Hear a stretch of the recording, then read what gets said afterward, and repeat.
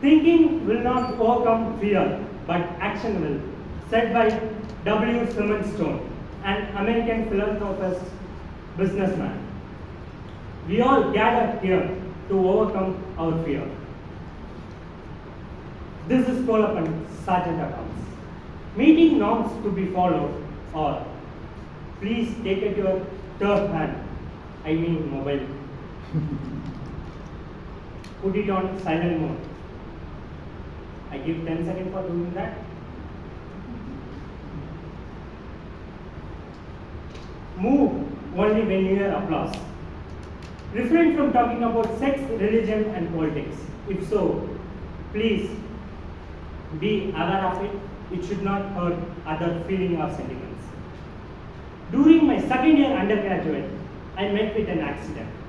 Great points spread across my college that my brain was dead. In accidents, there is a thumb rule that pillion riders get more damages than the person who rides the bike. Now you understood who got more damages? It's me. Then I rested 3 months in hospital. I came back to college. And to claim the insurance for the driver, I had an appointment in the court.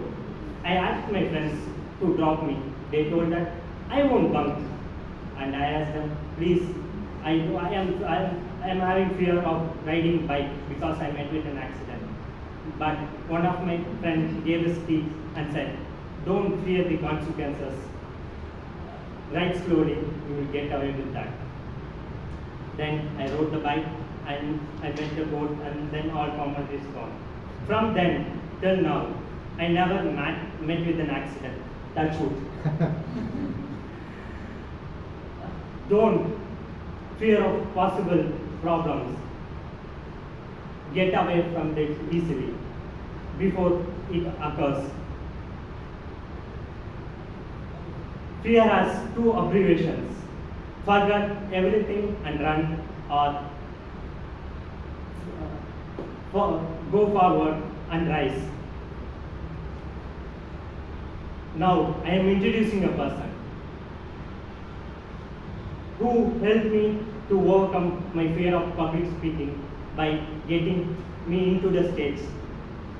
He never asked you wanted to get in the stage or not, but he will make sure if he sees me, he will write my name on the table topic list, or he recommend my name to do any roles in the club. Not only me, he helped many of our fellow Toastmasters to get into the stage. And teacher, a corporate trainer, and youngest president of our club. Please help me in welcoming president of our club, Toastmaster Shashank Bhatt.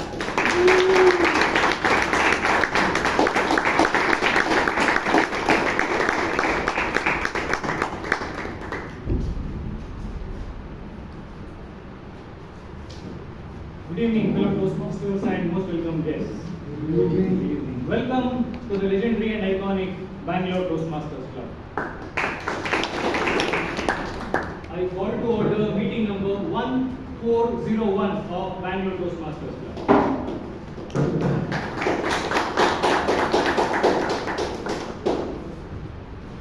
Most of you are aware, for the benefit of the guests, we celebrated a milestone meeting last week.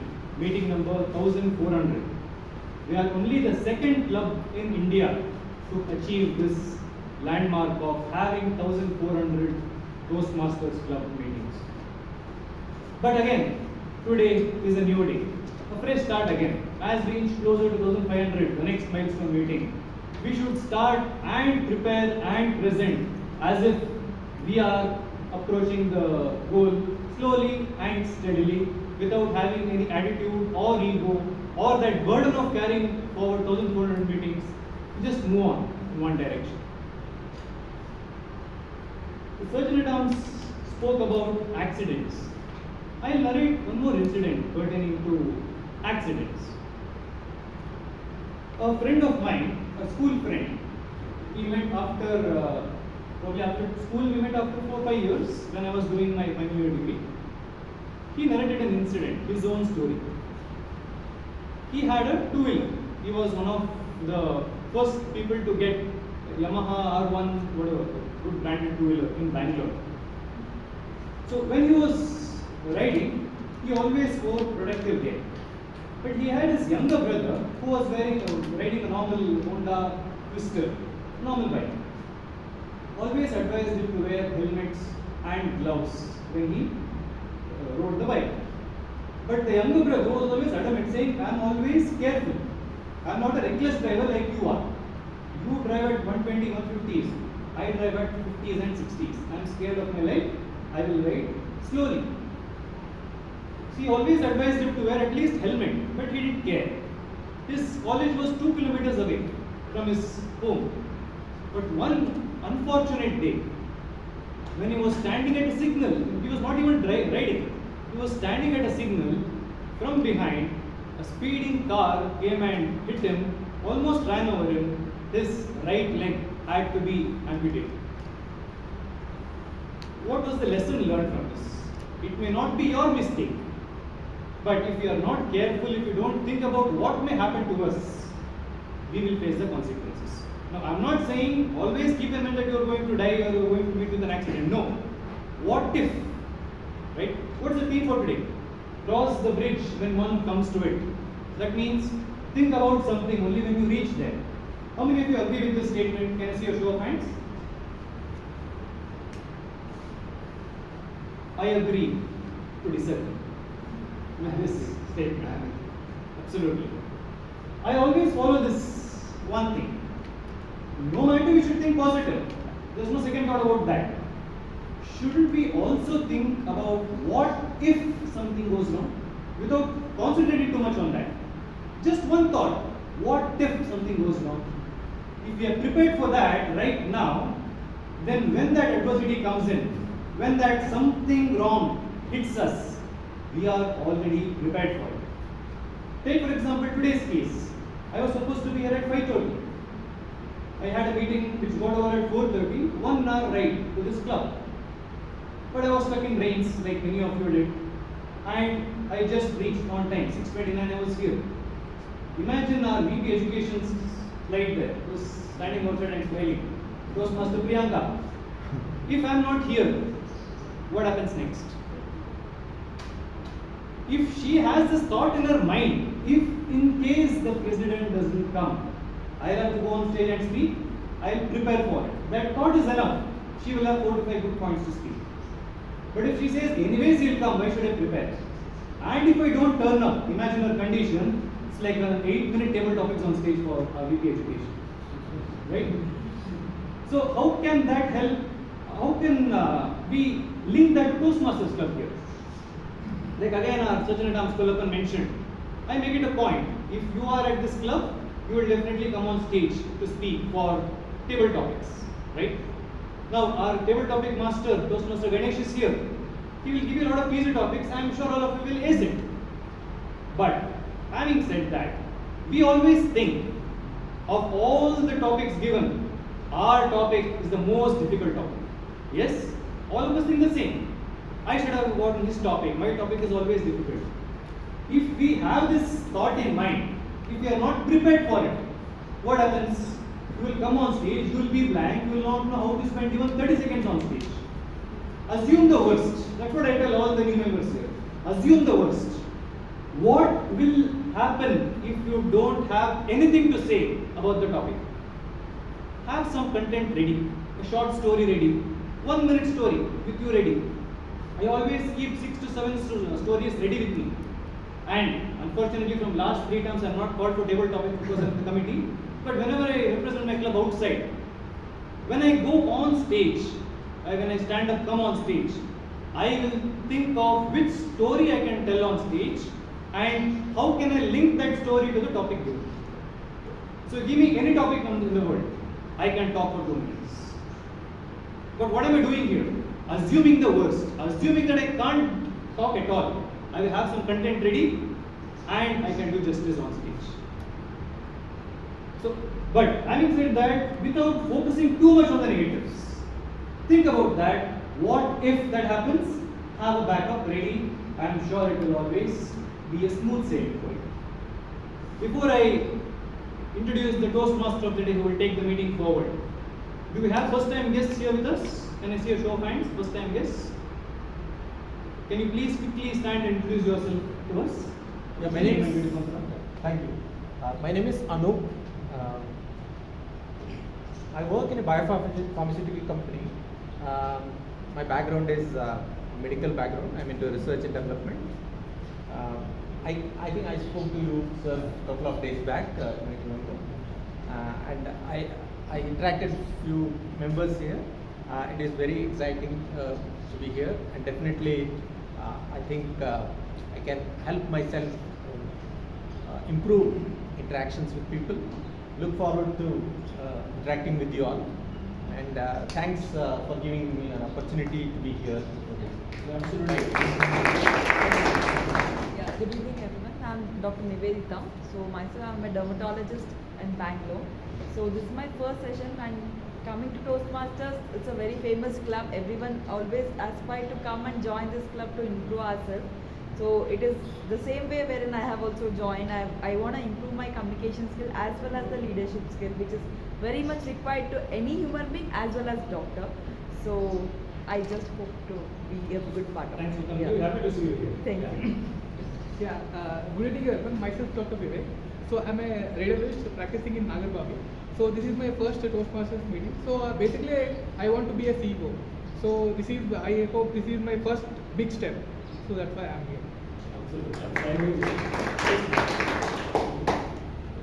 Hi, good evening everyone. My name is Usha. This is my son Ranjit. I was actually encouraged by him to come to Toastmasters meeting today. We are visiting my mother. We actually live in the UK.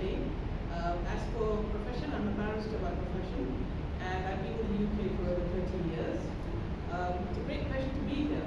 I'm enjoying it so far, and I'm sure the rest of the evening will be very interesting. Thank you. Thanks for coming. I hope you're on the right place. I believe you're on the right place. Yeah. Yes. I'm Robert Kingsley. I'm a principal engineer in the semiconductor industry. Actually, I did come last week to attend that event for this year. I've been in Toastmasters for quite some time for a different club. Then I had to take a break, too many travels and personal commitments. I just thought I'll probably rejoin Toastmasters, and so I'm here. Thanks for coming. All the guests, I request you to meet our VP membership, Toastmaster Jones, after the meeting. He will solve all your queries and talk to you regarding the club and membership. The Toastmaster of the day, the next person to come on stage. I still remember when I was the VP Education in the previous term, she was always taking tag roles, timer, raconteur and grammarian. I told her to take up the role of Toastmaster of the day once. She said, no, I'm too scared. What if I don't do justice? What if I can't perform well? Such a big crowd, such an experienced crowd. I said, did you think you can do it sometime? You're focusing too much on the negative. Did you think you can do it? So I pushed her, and turns out that week she was adjudged as the best role taker for that particular meeting. A young and energetic Toastmaster of our club and a yoga enthusiast as well. Please put your hands together to welcome the Toastmaster of the day, Toastmaster Rashi Palioka.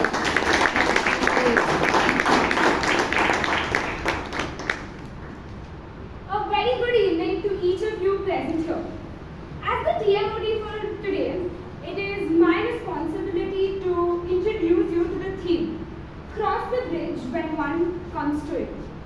So, I will be narrating a real life incident about a lady, and after the story is done, you will have to guess who she is. So, she was an American woman who was a pioneering aviator and women's rights advocate. She was a woman of incredible courage and determination. In an era when aviation was dominated by men, she decided to break all the boundaries and become the first woman to fly solo across the Atlantic Ocean. Her journey into aviation began when she took her first plane ride in 1920. Inspired by this experience, she decided to pursue her career in aviation. There were numerous challenges and setbacks along the way, but she remained undeterred. The quote, "Cross that bridge when one comes to it," can be seen in her approach to aviation. She didn't let fear or uncertainty hold her back. She took one step at a time, learned how to fly, breaking records and pushing the boundaries of what was unachievable for women in the field of aviation. Her most famous adventure was her attempted around the world flight in 1937. While attempting to circumnavigate the globe, she encountered various challenges, including mechanical issues and difficult weather conditions. Yet, she faced each challenge head-on, never letting the fear of what lay ahead prevent her from moving forward. Her story serves as a powerful reminder for today's theme. She didn't dwell on the potential obstacles that might come her way, but decided to just go with the flow. When she embraced the unknown, she left an enduring legacy of bravery and determination. So, in conclusion, what I'm trying to say is that while you're walking along the life path, you will come across several tiny bridges along the way. Now, these bridges represent the problems or the situations that might occur in the future. Don't worry about those little problems and enjoy the journey. Basically, what I'm trying to say is to live in the moment rather than thinking about the future so much that you forget to enjoy the walk along the bridge that you're doing. It is also a reminder of how capable all of us are as human beings. We have in us to face any challenge that comes our way without any hesitation. So, similarly, Toastmasters also had to go through several bridges to stand where it is today. It was introduced in the year 1922 by Ralph C. Smedley, who saw a need for the public to improve their public speaking and leadership skills. So a basic Toastmasters meeting comprises of three main segments.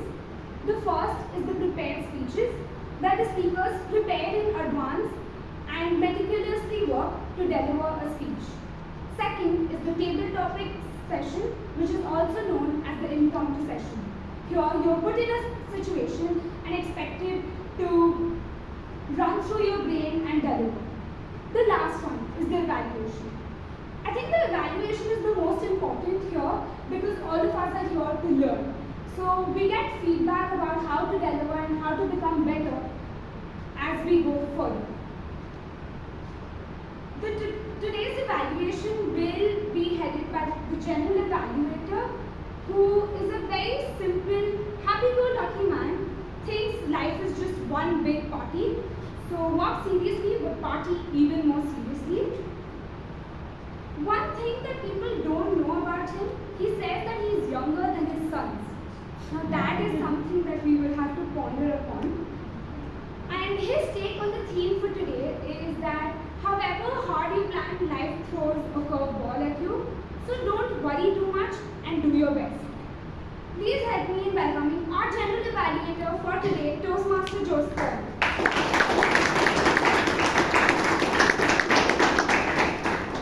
To assist him for the smooth functioning of today's meeting, we have the tag team, T comprising of the timer.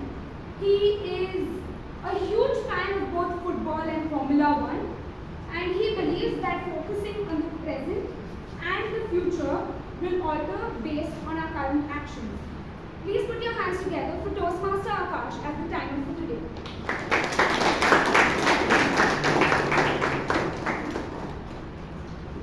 Good evening to our Toastmasters and dear guests. Today I am the surveillance camera of the meeting. So it's my job to keep a track of the amount of time each person takes for completing their speeches today. Today's speeches are 5 to 7 minutes long, and in order to keep track of the amount of time they're taking, I will use cards to signal to the speakers the amount of time they're taking.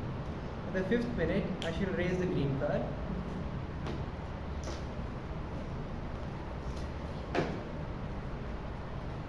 At the 5th minute, the green card.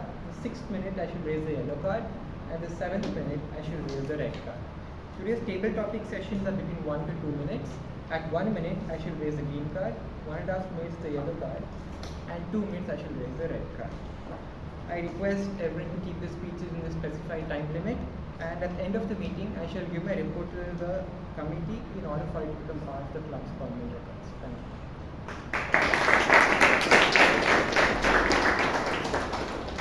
Next, we have the accountant. She is a dentist by profession who loves singing and traveling. She believes that time and tide wait for none. And one must live in the present and make the most of it before it's too late. Toastmaster Nisha.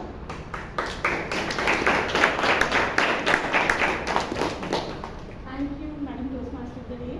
Good evening, Toastmasters and dear guests. I will be the R-counter for today.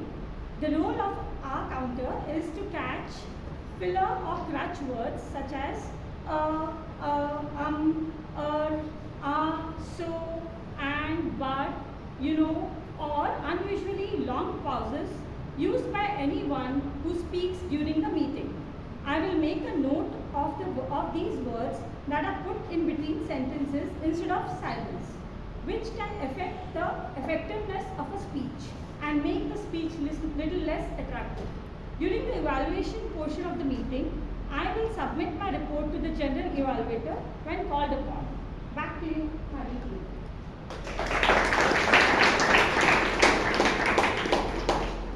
As the grammarian for today, we have a student who is studying at Christ. Please help me in welcoming Toastmaster Tarun as the grammarian.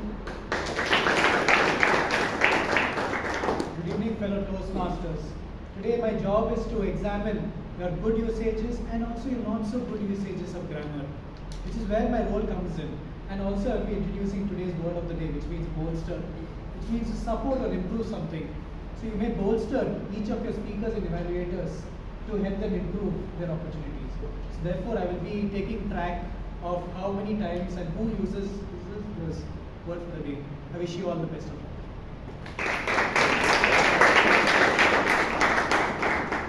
Before I call the first speaker for today, I will be calling the evaluator to read out the guidelines.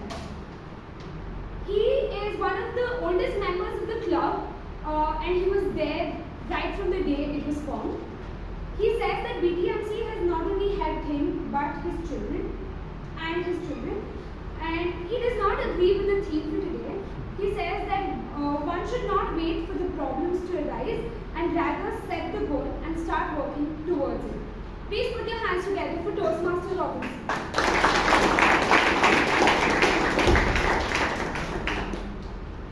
Thank you. Good evening everyone present here. The project is to write a speech with a purpose. The purpose of this project is to learn or review basic methods for writing a speech with a defined purpose and to present a well-organized speech on any topic. The time is 5 to 7 minutes.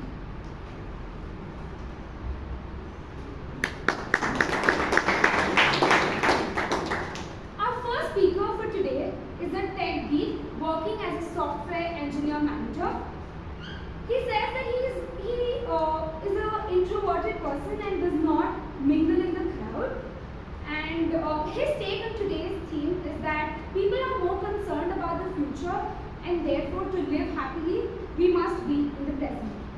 Please put your hands together for Toastmaster Srinivas. For Toastmaster Srinivas, flow with life, Toastmaster Srinivas.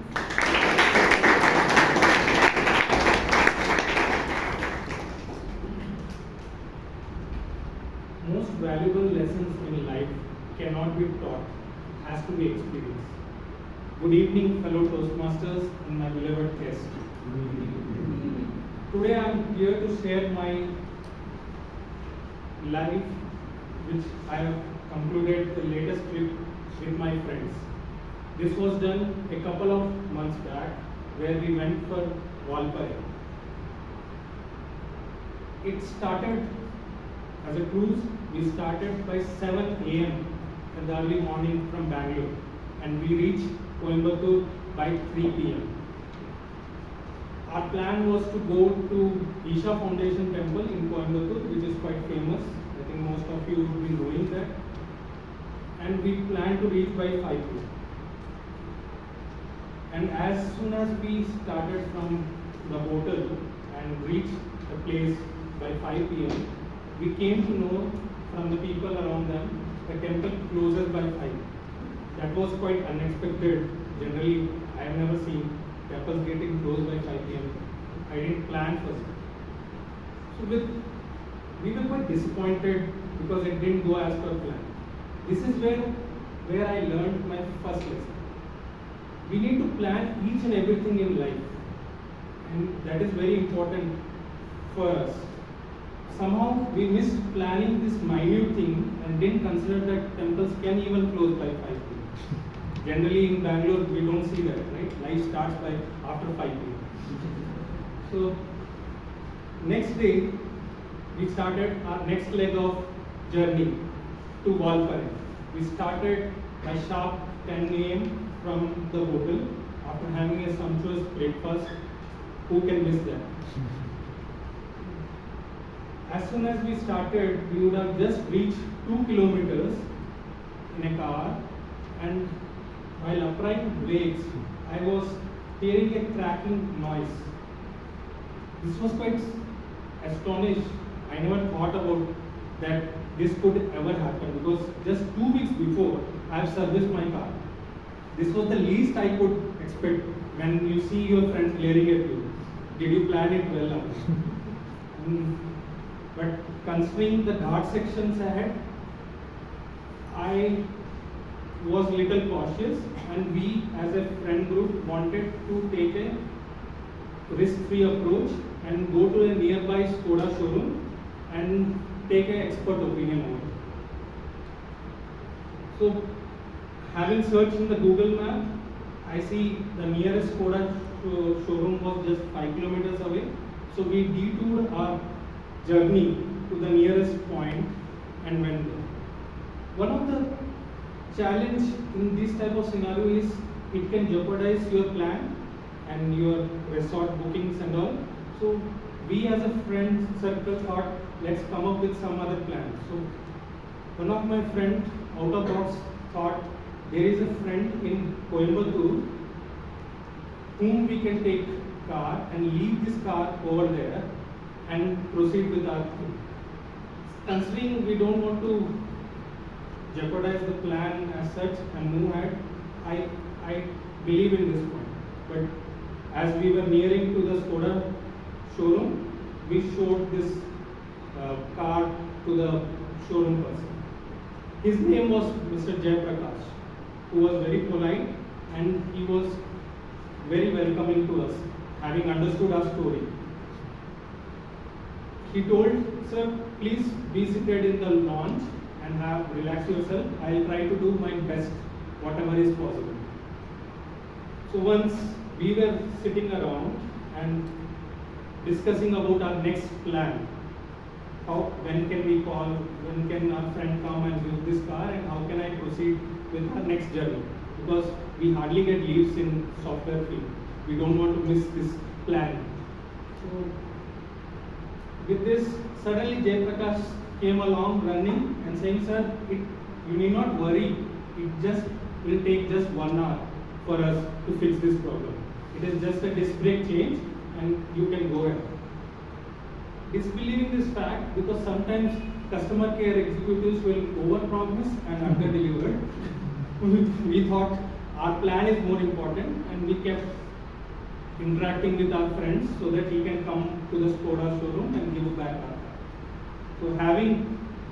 So as you know, customer care executives take care of you with coffee and tea. We were little bit enjoying ourselves and whiling the time there, and we were sipping our tea. Meanwhile, suddenly I get a call from Jayaprakash. Yeah, hi Jayaprakash. And I said, hi, sir, the car is been fixed and it's ready. Do you want to do a test drive? I was surprised, really. I didn't expect the car can be ready that time. And I said, of course, no need, and I can go ahead without the test drive. And rest is the history. We started by sharp 12 noon to Valparaiso, and we were welcomed with the nature, with the drizzle and beautiful tea gardens around it. that was one of the best experiences which we had. With this, my friends, I have learned my second lesson. Sometimes you plan things and things don't happen as you do. So at that moment, it is always important you just flow with life instead of cribbing about the situation which we are in, rather than think about how can we move forward. And next week, when I met my friends in office, this was the best experience they recalled. That it had all the twists and turns of Indian cinemas, and we end up enjoying all that. With this, my friends, what would I like each one of you to remember is, in life sometimes you can't go behind in time and change the beginning, but definitely you can start from where you are and definitely change the ending. With this, I would like to hand over to Imran.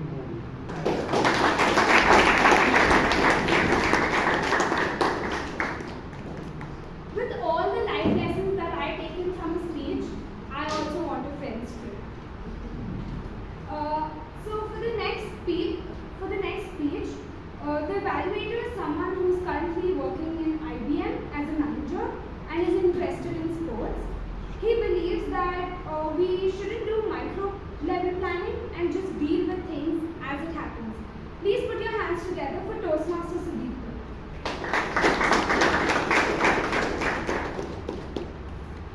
Thanks, Rashi, and good evening to all of you. The speaker is attempting a project which is connect with the audience, and the purpose of the speech is for the member to practice skills needed to connect with an unfamiliar audience. Time management in 5 seconds. All the best.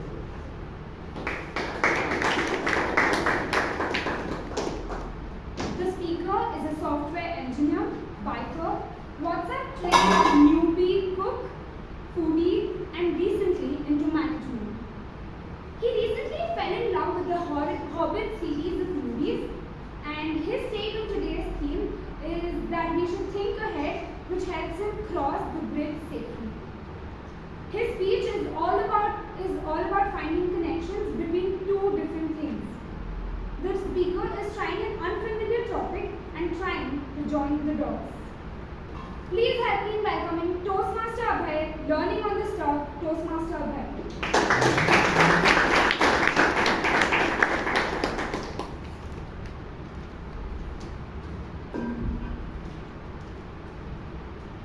Madam MC, members and guests, good evening. Now, if there are two things, one that you don't understand and one that you understand, what we generally try to do is try to relate the thing that you understand with something that you don't understand, so that what you don't understand becomes a little more understandable. Do you understand? And now the two things for me are management, which I'm relatively new to, and something that I know a little bit about through experience and burning my hands, cooking. So on this one fine Saturday morning, when I had set a goal to make a full meal. A full meal for me is chapati, some curry, rice and dal. So that was a full meal. And I was living by myself, so that's a fairly big achievement, so to say. So I set a goal to make a full meal. Okay, done. I quickly opened my fridge. Okay, I have beans, check. Tomatoes, okay, missing, add to the shopping list. I have coriander, yes. I have some mint leaves, yes. Then I quickly popped into the pantry. Do I have rice? Yes, check. Flour, check. Dal, check. Spices, check. Okay, good. So I bring out everything that I need, clean the rice and the dal, soak them, and then create that shopping list. Okay, I need to get some more things, some onion and things like that, some drumsticks probably, and I set out on my way. But before I set out on my way, I needed the dough as well. And as I was chopping the vegetables, I realized good management is actually about setting the goal and planning and allocating the resources as well.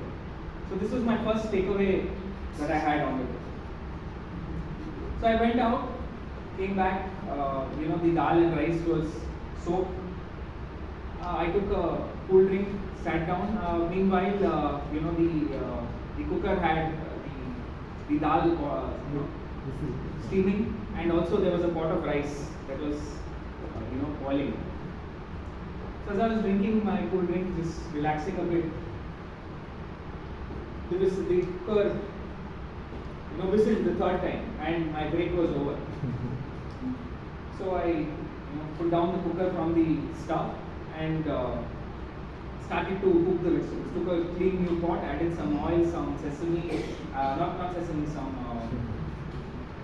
mustard seeds, some jeera, and some asafoetida. Just waited for it to pop.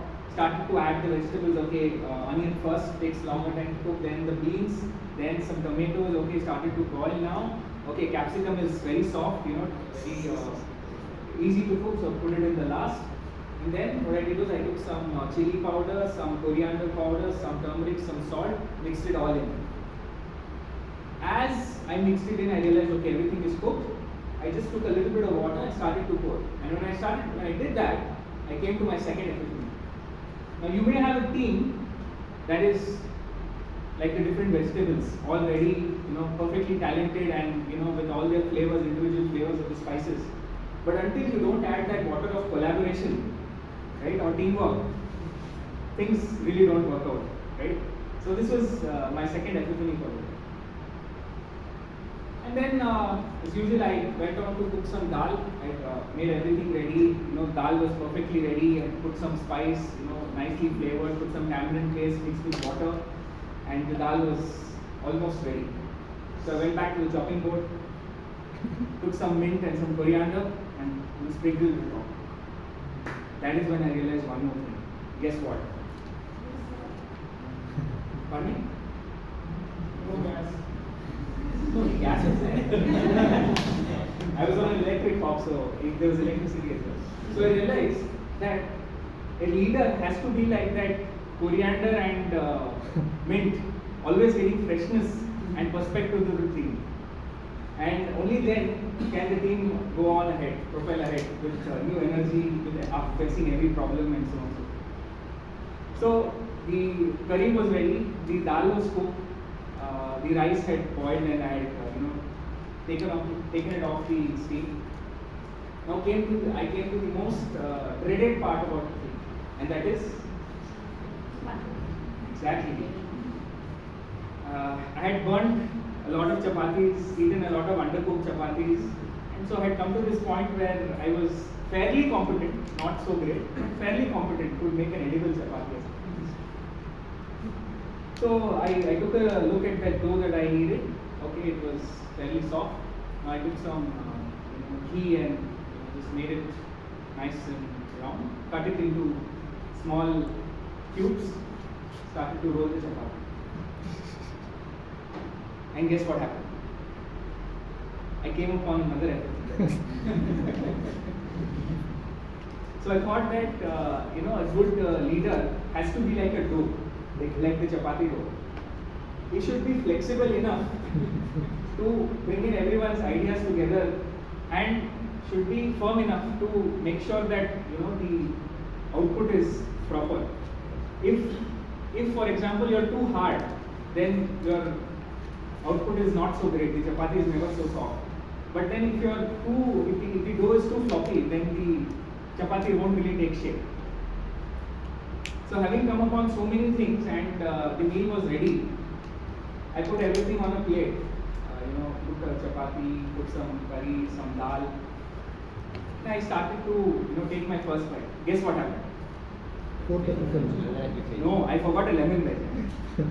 The epiphany came after I had the meal. So I was fully content with what I had made. I was really content. And I thought now that for someone to be really content with things as they are, as a work output or anything, one needs to really enjoy the cooking process. So I was really enjoying it. And that was really important, whether it be management or life or any task. Enjoying the process is really important. Don't you agree? Yes. And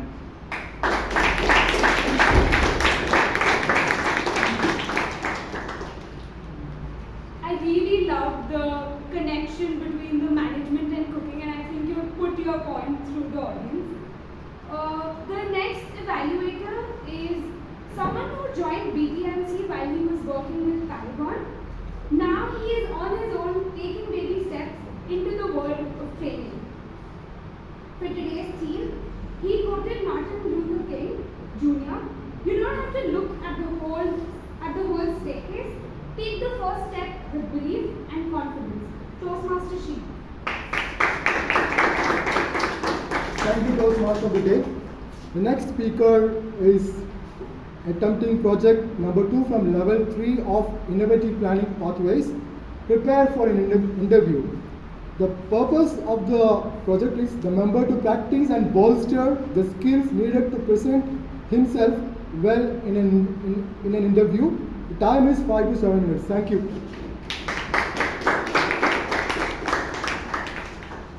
The next speaker is an audio producer and host of the Bangalore podcast. He says that you have to prepare yourself for the bridge whenever it comes. He believes in preparing for the unexpected. Please help me in welcoming Toastmaster Puneet, interview Toastmaster Puneet.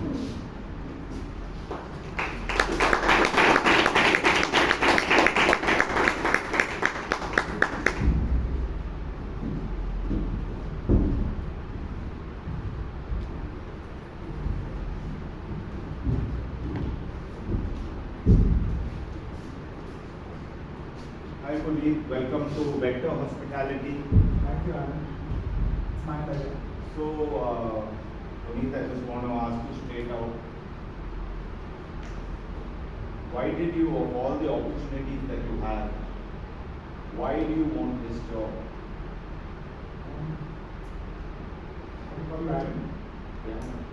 It makes sense because I see a lot of deadlines that are upwards for the hospitality industry, and I always love to serve people, so my values align with this industry.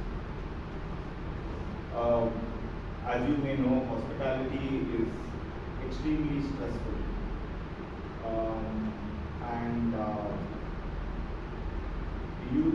How do you handle stressful situations? I have had the opportunity of being in stressful environments before because I come from the world of startups, which has a small amount of stress. So I handle it by taking breaks, taking mini naps, and having a healthy lifestyle. The one thing I've seen, I mean, your answer is very interesting, but one thing I've seen is that you said you take breaks, but when it comes to hospitality and people's expectations, right, they never give you a break, the customer. So my point is, how do you think you deal with an angry customer that comes after you? Because that's something that we do. I think an angry customer is the perfect situation to have a raving fan out of. So in my past, I've had customers that were so angry because they delivered the wrong product. They almost came to a boiling point, and we cooled them down by speaking to them politely, explaining to them our situation, and they were kind enough to give us extra time, and we were able to convince them, and since then they've been our customers. So I think having a customer that's upset, angry, frustrated is a brilliant moment to wow them and to have them for life. So very interesting questions, answers. On a scale of 1 to 10, what would you rate yourself as an employee and why? This is actually my first official job, so I would rate myself 6.5 to 7. However, having managed employees before, and understood them and what skill sets it's required, I think I will learn them fairly quickly. And I'll take the necessary trainings that would be relevant for my job to pick up those skills as well. Why did you stop doing what you're doing, or why did you leave what you were doing already to explore this opportunity? I like to switch careers every 5 to 6 years and capitalize on the trends that I notice. And I see the long-term trend is in hospitality. We have the youngest population in the world, very mobile, has disposable income, wants to travel for experience. I see all the trends that are in place. And so I think for the next decade, it will be the hospitality's decade. So it makes sense for me to jump ship to hospitality industry. What was the thinking that went behind when you decided to wear this for? It was actually not planned, but now that I've worn it, I actually want to show. It sort of mixes the ethnic Indian and the modern Western thought. But more than that, I ended up tearing my pant a few days ago. So there's a ruffle for the audience. There's a ruffle right here that my tailor did. It shows that I don't throw things away. I utilize them to their limits. And in hospitality industry, which has one of the highest wastages, the toiletries, disposed tissue papers, it makes sense to utilize every single thing possible to its extent. So that's my philosophy. The reason why I asked is in hospitality, while everybody appreciates diversity and uniqueness of thought, there's a certain amount of uniformity that is also required, which is why I asked you. So, do you think, given your answer, you are the person who would like to not just stand out but fit in? It's hard for me to fit in, honestly speaking. And I think hospitality industry is moving towards standing out because the margins in the traditional hotels is not there anymore. It's wafer thin. But in alternative hospitality, like co-working spaces, like the spaces that your company is in, where there's a very upward mobility, you're targeting a crowd that is an upward mobility, youth having disposable income, corporates that are coming into India. Standing out will get more attention and will also get more business. That's what I feel so far. You must have read about vector hospitality and read about it. There are many things that make it good. What would you like about it? I think every organization has strong points and areas of improvement. From outside, I see Vector can definitely cater to the corporates that are coming into India right now in hordes, because this is the market for the world right now. I think if we can tailor them better through our online presence, by having those interactive conversations and events, we would really stand apart in the industry. And I already see a clientele that's built in, and I see it's a perfect complementary clientele of corporates and young startups that can be actually catered to as well. Now that requires new blood and new lenses that maybe I could lend. You said that you've never been an employee before, and I'm really sorry, but I think I'll stop right here. It was great meeting you, Puneet, and I'll let you know. I'll let the HR get back to you on this. Mrs. Susham Nativiti, and we'll get back to you by email. And it was very nice. Thank you. Looking forward to hearing positively from you.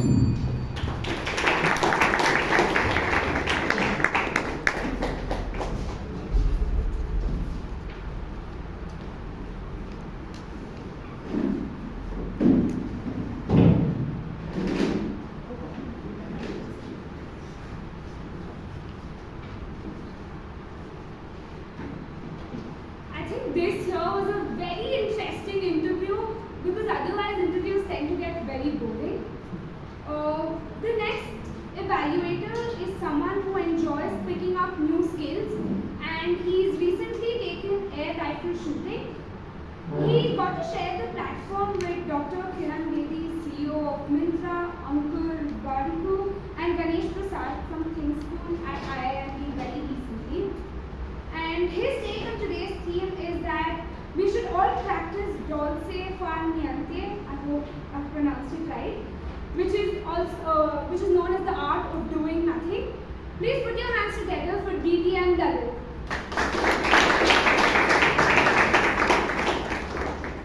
Hello everybody. Today I will be evaluating Toastmaster Vishal, and this is his purpose statement for this project. The purpose of this project is for the member to practice using a story within the speech or giving a speech that is a story. What I will be evaluating the speaker today is in two particular aspects, so hopefully the general evaluator today can know.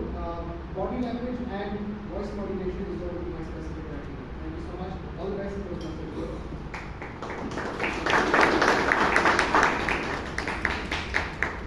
The speaker for today is an aeronautical engineer. He loves traveling and learning and experiencing new things. He says that he was almost eating a boa constrictor, which is a snake, while he was in the 3rd grade. And his take on the theme is that if you worry about the bridge before you get to it, you suffer twice. Once when you get to it, and once when you are anxious about it. So live in the now. Please help me in welcoming Toastmaster Vishal, trial and error Toastmaster Vishal.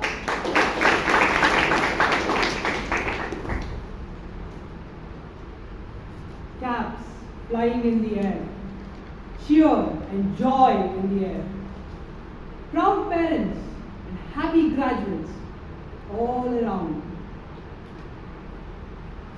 However, there was one person who seemed anxious and worried. Good evening, Toastmasters and dear guests. Good evening. Let me share with you the story of my best friend. On the day of his graduation, while everyone was having fun and partying, he was sitting worried, anxious. Had he not cleared his exams? No, he had cleared his exams with flying colors. Had he not gotten a job? No offer? No, he had 5 offers waiting for him. Why then was he so anxious? What was his problem? He wanted to go off the beaten path and follow his passion. He mustered up all the courage he had left in him and rejected all 5 job offers. Everyone he knew cheered him on his path and bolstered his courage. At that moment, if anyone were to go to him and say, "You are not going to make it, you don't have it in you," he would probably chew you out like you were a piece of bubble gum. He was on his hero's journey. However, every hero faces trials. The exams came around and he studied for months. And 1 month before the exam, trust me, God himself could not pull him out from his room. He spent every day studying. On the day of the exam, he told me that he was clear, confident, and he knew everything. After the exam, he told me he had cleared 210. He would get 210 out of 300, which would have put him 50 marks above the cutoff. However, the dreaded day of results came, and in bold letters, he read what he was afraid to read. "You have not cleared the exam. Better luck next time." After a while, he thought it was time for him to get a job and focus on his passion on the side. So he applied to every job he could find. But the only thing he was met with is rejection, rejection, and rejection. This man who cleared every single interview he had attended until then could not even get a single interview. After a lot of trying, a lot of effort, he was able to get one single interview. When he went there, the worst happened. He did not clear it. And they even told him You do not have it in you. Everyone around him started doubting his abilities. They thought maybe he can't make it. Forget about everyone else. He himself started doubting his abilities. He had lost all of his confidence. He slipped into depression and isolated himself. He was even recommended medication. One day, when he was looking into the mirror, he told himself, "This is not going to be the end. The game is not over until I have had my last laugh." So he prepared. He pulled himself up with a lot of effort, focusing on both his mental health and physical health. He got back his confidence, reading books and a lot of exercise. He prepared himself mentally and physically. Then it was time to give the exams all over again. This time he was severely underprepared and did not think he would be able to clear it. He even contemplated not going to the exams. But he told himself, "I may fail, but I will not run away." He went there, gave his exams, and Toastmasters, I am happy to tell you, he cleared that exam with flying colors.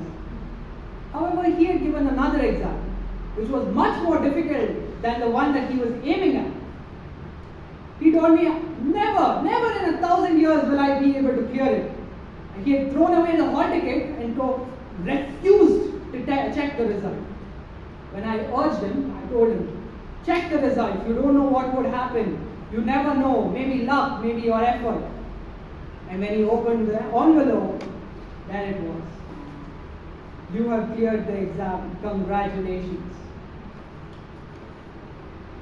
I'm happy to say my friend Achyuta now works in a high management position and he's doing quite well for himself. What did this teach me? There was but one single lesson that I learned.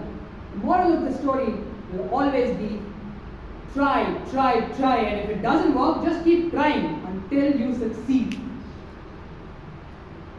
There will be hurdles, there will be trials, but those bridges can be crossed when you get to them.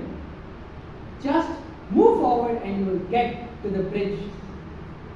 To conclude, in the words of the philosopher Friedrich Nietzsche, there is no greater purpose in life than to perish attempting the great and impossible. Over to you, Toastmaster of the Day.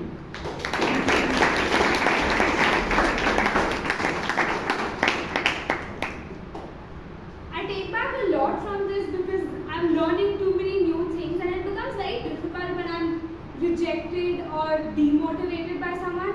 So I feel that I need that constant push and motivation to keep going forward.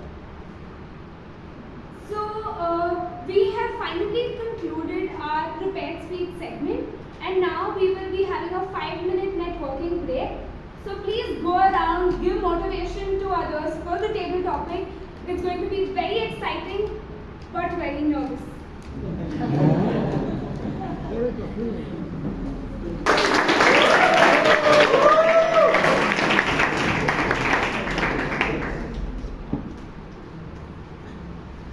So the Toastmasters and guests, a very good evening. Good evening. I have this strong belief that table topics is one of the over glorified and over terrorized session. And I'll tell you why. You run through your typical day and just plot the amount you would spend on the planned communication and the time you will spend on the impromptu or the unplanned communication. You will be stunned on a ballpark basis. I can tell you 90% of our communication is impromptu. You may say no, it's wrong. If you do a thorough job, you will realize it is 95%. So today we are using today's session. I don't know, it is passed on from some of our elder Toastmasters. So today we'll break this motion that table topics is nervous, all about being nervous and all those things.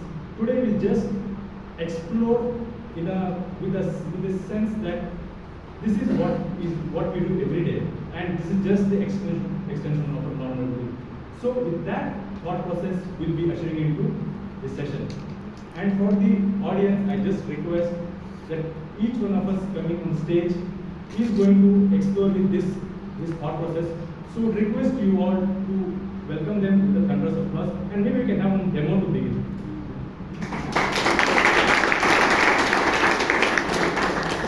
Thank you so much, and I'll be starting off the table topic session by setting the cat amongst the pigeons with this topic. Should we work for 70 hours a week? Should we work for 70 hours a week? And the topic goes to Toastmaster Dhanya.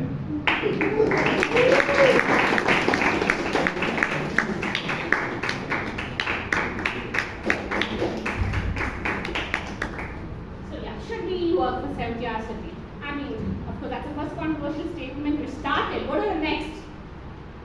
They never asked women how many hours they put in. You know, women, they say, like, you go to work.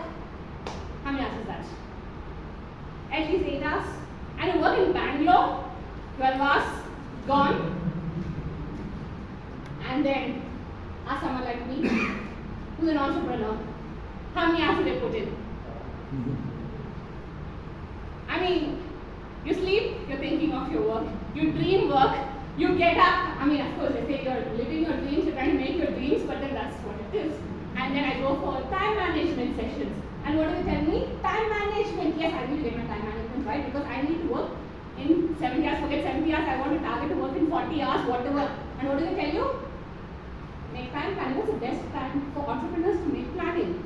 Sunday. Gone. Your Sunday is also gone. Yeah, you're putting your Sunday into work, and that's the life of an entrepreneur. They say your best day, you know, uninterrupted day. Put your week's planning on Sunday. No wonder Narayan Murthy said that, yeah. I mean, put himself in the shoe of entrepreneurs and see what it is. Your time management is keeping time for others. Okay? You go to work, go early, get your work done in 3 hours. The rest of it, be available for your team. Be available to plan, be available. So I honestly don't understand about 70 hours, but all I say is enjoy your work. Don't look at work as different and life is different. Everything is mingled up. If it is not the same, you don't enjoy work, you don't enjoy life. Enjoy life. Who cares how many hours you work because your life, you know what you enjoy. Thank you. Thanks, Toastmaster Dhanya. Looks like Narayan Murthy had consulted you before he So the next topic is the best piece of advice you ever received. The best piece of advice you ever received, the topic goes to Toastmaster Dhiman.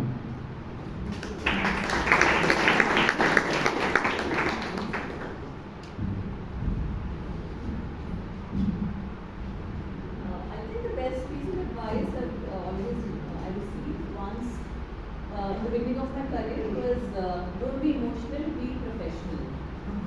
Initially, I had a very scary boss, female boss.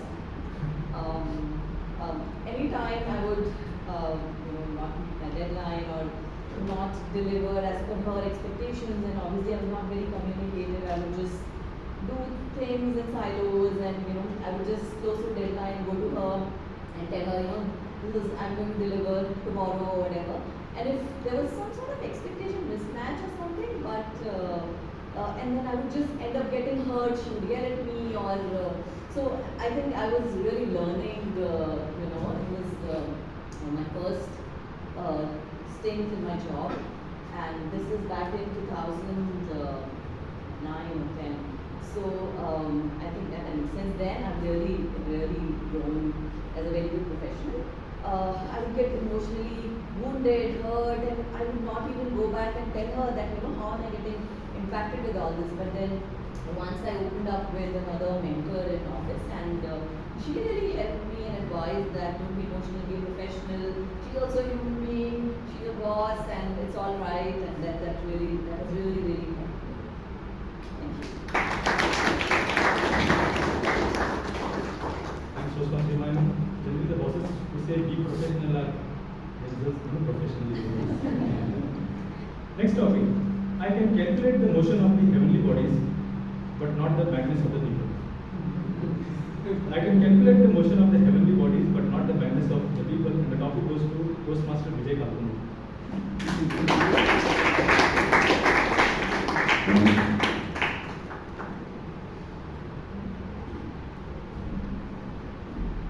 Can you calculate the motion of heavenly bodies, but not the manager? Perfectly fine, perfectly relevant for some people in this world who really signify this particular line to the T. So I can think of two people, like first one is Elon Musk. Who on earth can think of making a company which can run below the, which can make transportation so easily below the earth, like say create a tunnel which can help people transport.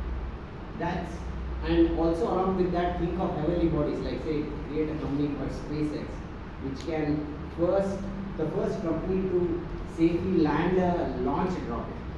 So I think what this basically means is people need to think what is unthinkable. Like say, if you really want to create a mark in this world and leave a mark which people can remember for not only a few years but for a lifetime, so we need to have such people who are able to think beyond what is obvious.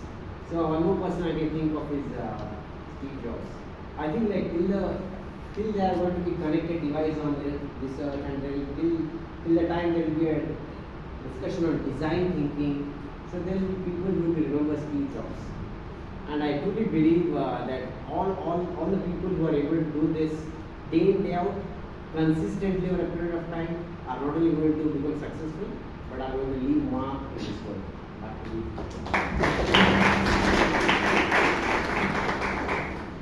Thanks, Toastmaster Vijay Kalpana.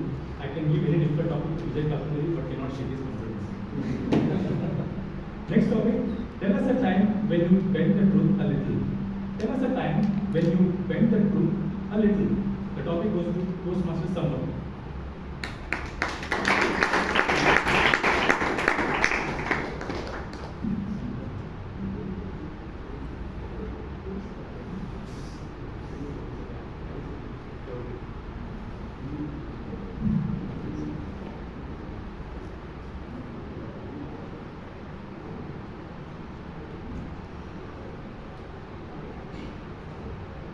So I've always given by some commitment. My brother who is staying in Bangalore, and even if he is too far, he's always watching me, he's always giving me, he's always checking me what I do, he's always giving me some tasks. For example, he's always pushing me to buy a car, but I would like to buy a car, but I don't I am so choosy. I take a lot of time to find the best one, better one, and always pushes me to take any course by which I can improve my career, and also he pushes me to take participate in any networking session, like last week Puneet gave me an opportunity to take talk entrepreneur meetup. So every time he tells me something, because he knows from me that I want to do something best for me, for my life, but he understands it. He always pushes me, he always checks behind me, but I don't do it because it is a time I need to do everything parallelly. So I go and do 9 to 6 job, and in the morning I run for half an hour, and I do some other stuff also for myself. So in the busy schedule, most of things he tells me, even if not, I have an idea to do it, but I'm still struggling to find the time to do it. But whenever he tells me whether you have done it, when he checks me, I always say that I should not hurt him. So I'm always afraid that if I say that I did not do it, next time you will not focus on me, you will be frustrated, you will not advise me anything. So that time I tend to tell something to hide whatever I haven't done.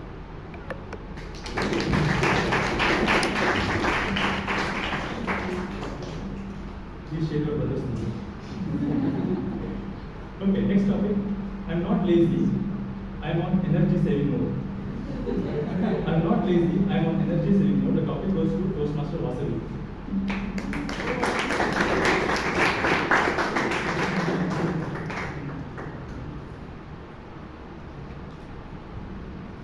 Thank you, Toastmaster Ganesh, for the topic. I can very much resonate with the topic. I'll tell you why. I have a younger sibling at home who is just 1.5 years younger than me. Whenever my parents tell, you have to get this done, I usually tell, I am occupied with something. You know, Srinidhi is little free right now. I think she can get it done. So, and many times she ends up doing the things at home. And finally, when it comes to me, I say, you know, you have to be little smart. I'm not just lazy, I'm but a selective participator. I prioritize things, whichever I have to do first, and then make sure I am safe. I can give you one more example. At work, I believe a lot of people can relate to it. You work in a team, and your manager comes and says, you know how important this project is for us. We have to get it done within the respective timeline. And I believe there is always a co-worker who finally says, you know, I think you will be able to do it better. Finally, just a day prior to the submission of the deadline. And you know, it pisses you off so much because you have planned your schedule, you have done everything on time, and when it comes to you, how do you dodge the ball? You have to be somebody who is, you know, really smart. I wouldn't call this particular thing lazy because you are trying to be good for yourself. So how do you get it done? You better say, oh, I think you have done it already last time. Or you know, maybe I remember you giving out this idea somewhere else in the conference. Better you would be able to get it done. So that's about it, and I hope these will, you know, help you to think through the situations. Over to the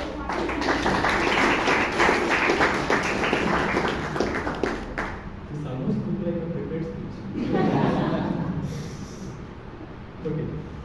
Next topic is, to steal ideas from one person is plagiarism. To steal from many is research. To steal ideas from one person is plagiarism. To steal from many is research. The topic goes to Toastmaster alone.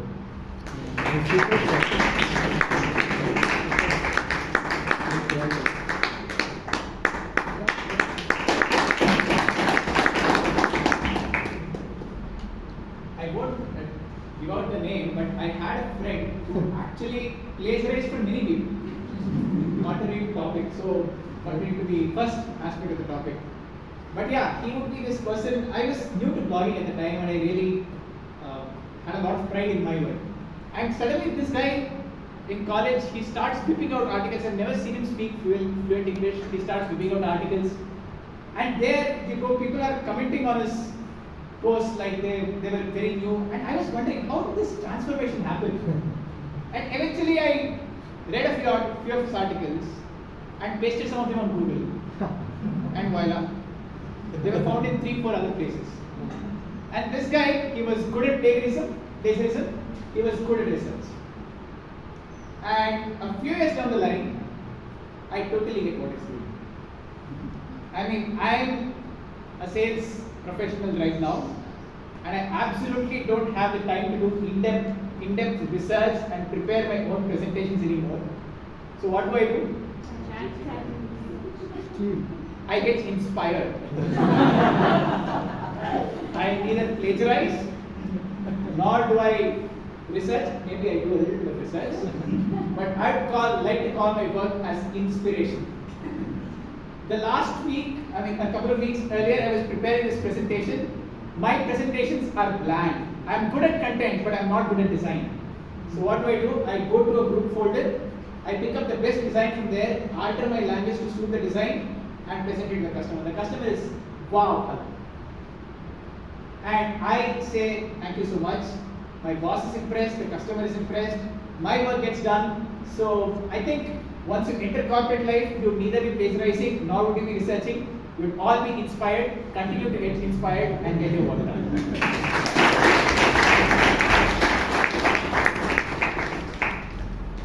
What an inspiring talk.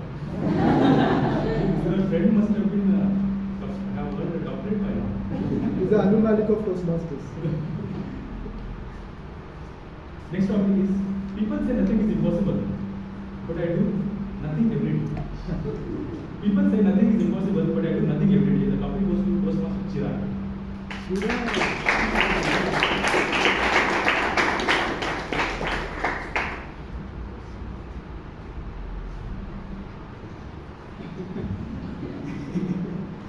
So the first table topic which I got was, should Mondays be considered a holiday? Like, are you excited to go for Monday?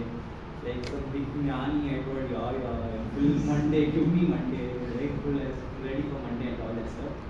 But now as some time has passed, so I do nothing these days. Even forget Monday, weekend also nothing I do.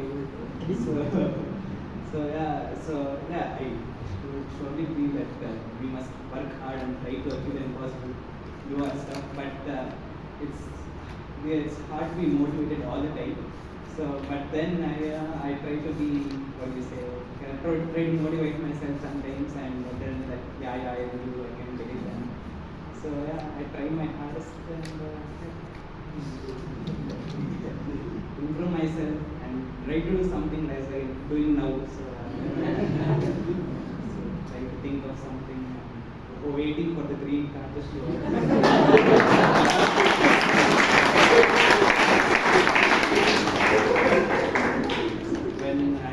Hopefully one day I can talk until the yellow card is up. So that is possible someday. So keep coming on the stage. Thank you.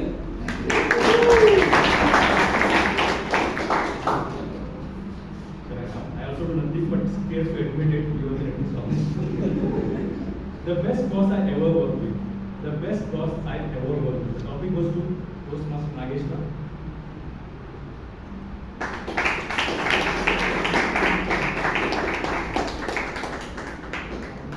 You can continue.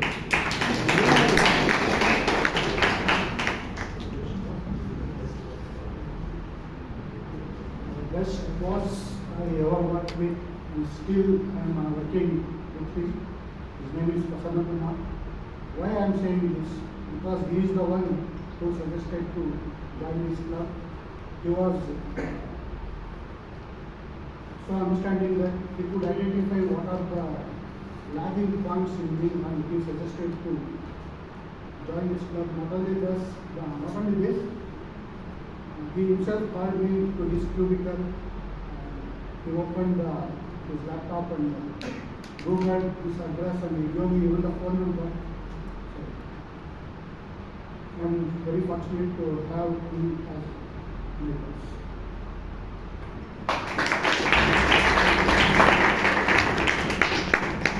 Thank you, sir. The respect you have for your boss was really resonating in your voice.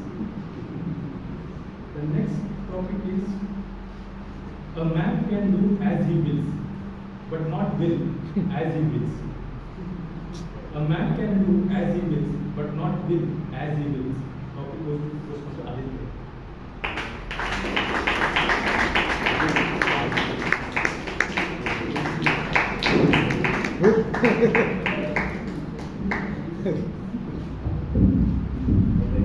I would like to ask everyone, what is the most deadliest game you've ever heard of?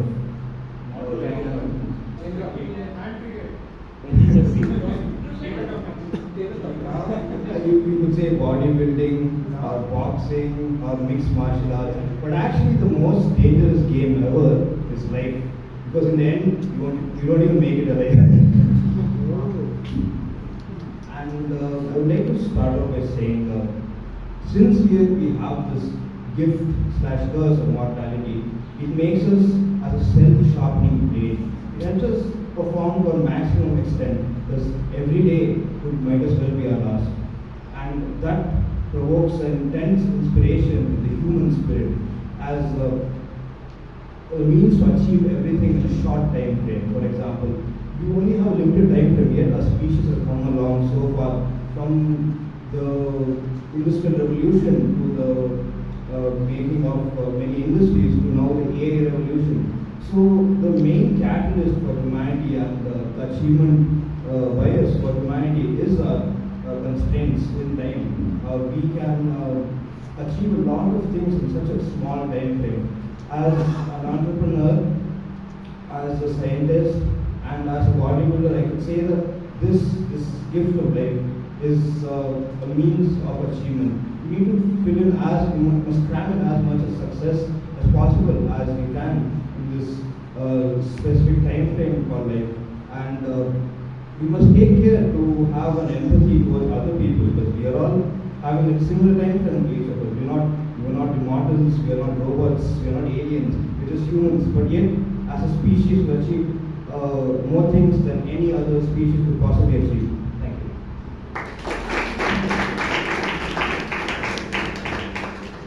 Your talk reminds me of the mortality of this session. This will be the last topic for the day. To err is human. To blame it on someone else shows management potential. To err is human. To blame it on someone else shows management potential. Topic goes to Toastmaster Naina.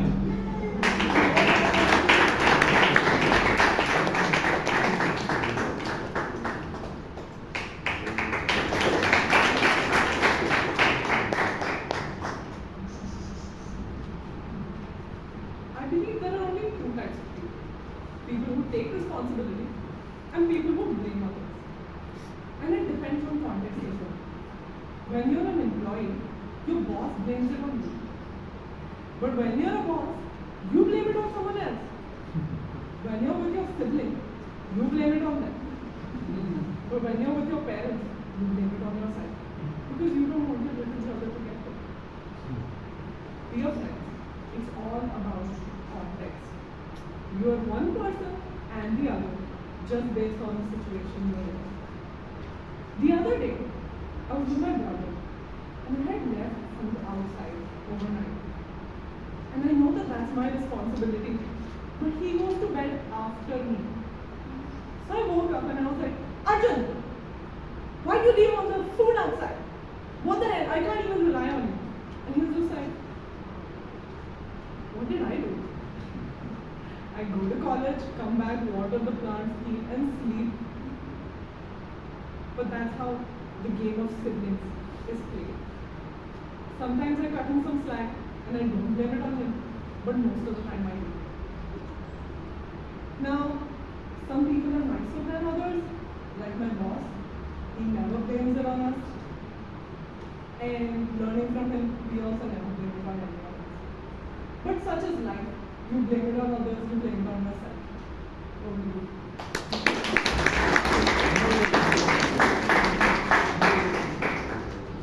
Toastmaster Naina, somewhere we see that management potential in you. Despite your best effort to cover it up.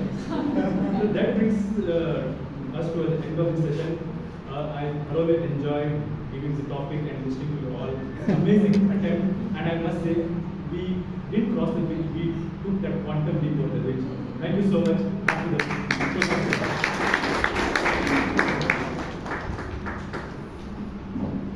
Audience, give a thunderous round of applause if you enjoyed this.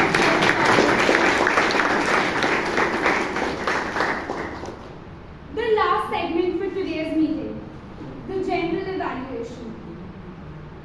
I now call upon the general evaluator to give his feedback and his team.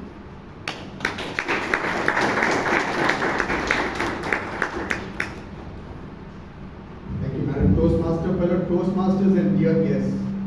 Welcome to the third session, which is the general evaluation session. And during this session, my team and I would be giving you an evaluation of or rather a feedback of the entire session, right? From the time it started till it's possibly going to end very shortly.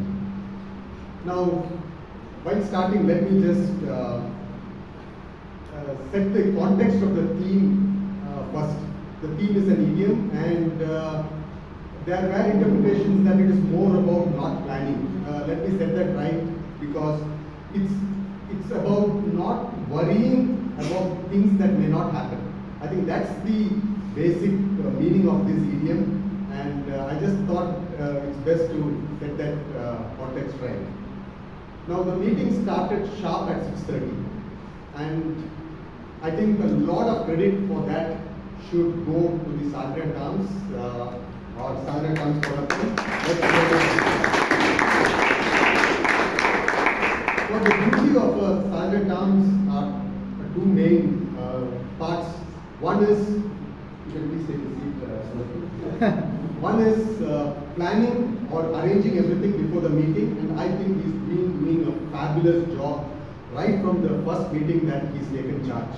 He comes in very early and is very enthusiastic and puts in a lot of energy in doing that. That's the main one activity. And the second one is after the meeting is started, he has to welcome the guests, and I think he does that every week with, again, a lot of enthusiasm and energy, and that bright smile on his face. I think that's very good. Irrespective of what the weather is outside, he has that smile on his face. I think that's brilliant. Another one is introducing the theme, and he always has these personal stories. I think that connects very well with people, and definitely he tries to build in a lot of humor into it, and that's wonderful. And of course, introducing the president, and he does that very well, and he's done it very well this time too. Now, if I may have some suggestions for you, Toastmaster Palapan. One is when you welcome the people. Now, I noticed that the audience were spread out. There were not this many people when the meeting started. So it would be always best if you can call all the people sitting in the back and who are spread out to come in closer. That's one thing you could do. And you could possibly get the ghost when the meeting starts. That's one thing. Another one is when you introduce the theme. I think it is just introducing the theme, not the speech in itself. So I think you could save a lot of time there if you can just introduce the theme with a very short story. In fact, this time you have almost like two stories. One is the story of the accident, and other one is about fear and other things about related to that. So you could possibly stick on to one. That is one. And then another one is about the enunciation. You could practice a little on that, because many times you go very fast.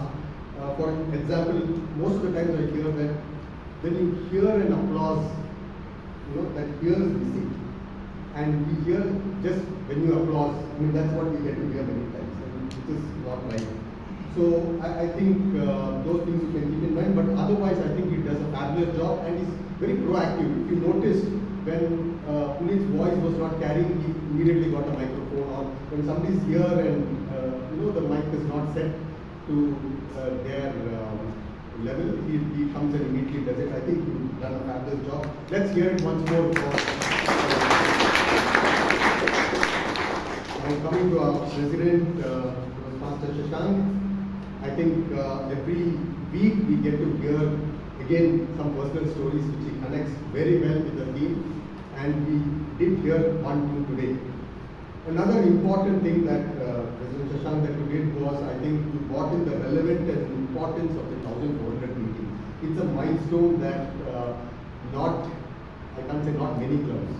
There's only one club that can boast of more than our club. So that's a great thing to start the meeting with, because we just celebrated it last week. And I think you did that fabulously well. You projected the club in a very grand way. I think that was very well done. And the personal story also that you had. Again, I think you had two stories there. What I would suggest is have one very impactful story. I think that would be better than having two stories, because once you finish a story, then you start narrating a second one. I think the crowd possibly would not connect very well. I think you've done a fabulous job. Week after week he's been doing that. Let's hear it for Toastmaster Shashank. Now coming to the Toastmaster of the day, Rashi. One thing that Rashi has is that bubbly energy that she brings in when she's here as a Toastmaster. And I think this is the second time you're doing that role. Yes. I think you had a wonderful message also. Now, and another important thing is, I just saw that you were trying to attempt what was happening at the club contest. When you're calling up a speaker to call them, give the speech title and again give their name. I think that's a wonderful attempt there. And also the introductions. She's planned it well before, and she had introductions, lovely introductions for almost all the role takers. Now, the suggestions that I would have is one is that you told us you would give the name of the person who you are mentioning. I think you missed that out in the whole thing about the theme when you spoke on the theme. That is one, and our Toastmasters movement started in 1924, not 1922, so some of the guests may have possibly got it wrong, because we just get to celebrate our centenary year the coming year. So that is another thing. And what I would think is that the stars of the meeting generally are the speakers. And what I would suggest is that when you have introductions, it would be better if you can have grand introductions for the speakers and have somewhat a little crisp introductions for the other role takers. It should be a little different because the speakers are the stars of the meeting.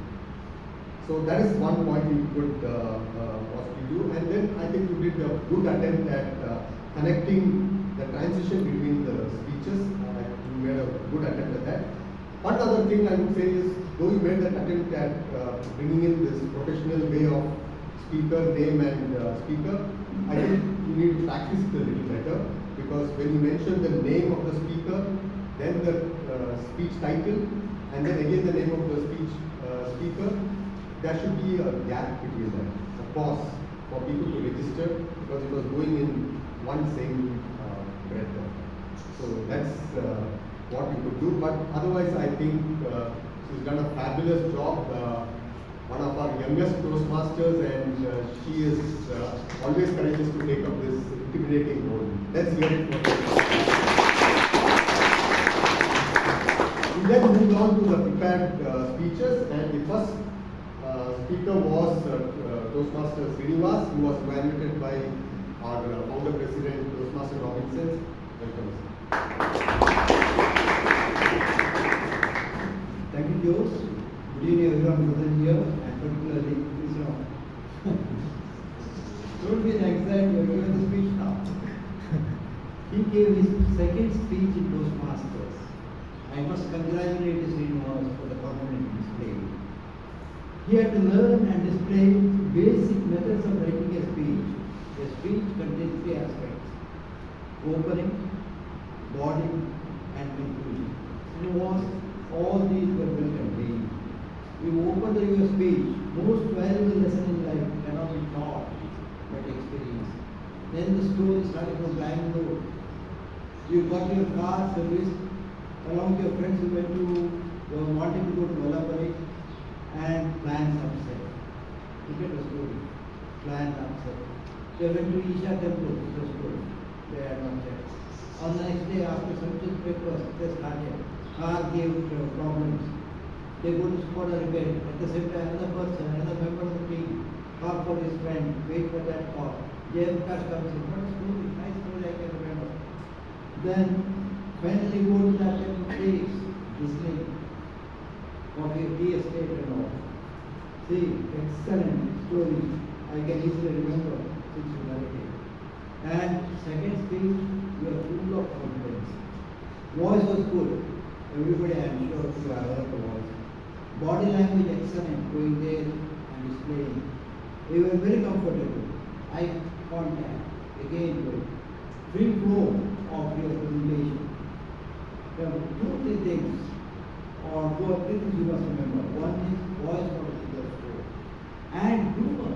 Humor is very essential in a speech. You can put some story to that. And one thing I want to tell you, avoid bringing mobile. Even if you don't use it, you didn't use it. But as you climb there, your mobile phone is very low. Keep the mobile away.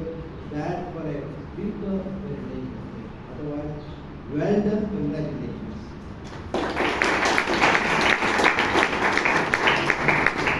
Thank you, Mr. Robinson, for that evaluation. We all come here for learning, and there are a lot of things that we learn, and some of the lessons that I carry while I evaluated. I still remember our master evaluator, ATM Vijayanand, used to tell me that when you're evaluating, don't get into the speech or describe the speech or repeat the speech of the speaker. I think that is one thing we need to keep in mind always. we look at what the objectives are and then speak. So that is one thing, that lessons I have learned. So that is one thing I wanted to share here. And just to add what Mr. Robinson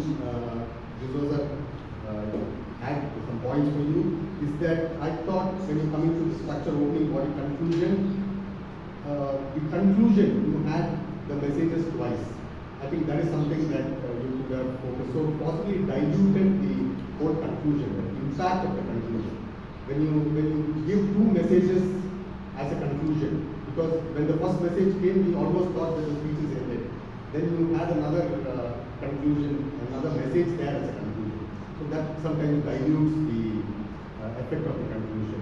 But I think I agree with Toastmaster Robinson that it was a wonderful speech. And so let's hear it both for the speaker and the evaluator.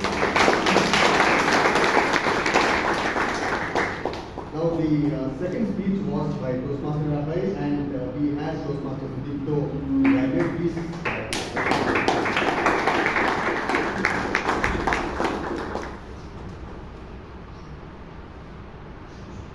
Mr. General Evaluator, fellow Toastmasters, guests and Abhay in particular. Abhay, the purpose of this speech and that for the audience as well was for the speaker to connect with an unfamiliar audience. But in this case, since this is the club which Abhay belongs to, the audience is already familiar. So the other way to meet the guideline was to pick an unfamiliar topic. And Abhay talking to spoke on where you connected cooking to management. Truly, full marks to you for that. It was, at least for me, I have heard so many speeches and it was something new to me. So again, full marks on that. Now, coming to your content, I think that was top notch as well as to how you related to several aspects of management you brought in about resource allocation and spices, something we were missing. Then you brought in about collaboration of the different ingredients of your cooking, flexibility of the dough, which is a management trait as well. Again, very nicely done. For Toastmasters, look forward to Abhay's upcoming book, Newbie Chef's Guide to Management. Okay, let's move on to the delivery. So, your delivery, that's where I felt you bolstered your speech a lot and probably excelled even more at that. You started off right at the start with understand, not understand, which I did not understand. but that's the exact point, right? How do you catch the audience's attention by, I think, something very outrageous, and in this case, we all were very intrigued, and that caught their attention. Now, and once you had the audience's attention, you literally had them eating out of your hand. The way you narrated your story about cooking, and it was very easygoing style, very easygoing and conversational. You had the audience attention on you throughout. And again, a very slight undercurrent of humor was also there that kept the audience interested, and in between trying to intersperse with some rhetorical questions as well. That kept the audience engaged throughout. So, what would be my only suggestion, if I may? In this speech, you had made 5 points about management. If I were you, I would have kept the point to 3, just so that it sticks more, and you could have got an added time. And that added time you can use at the very end to summarize your speech, where you can say, okay, next time you cook, make sure your resources and spices are there, the dal and rice are collaborating with each other, and so on, right? So I think that would have got the focus back on the content of the speech. That said, Abhay, the purpose of the speech was connect with the audience and be over.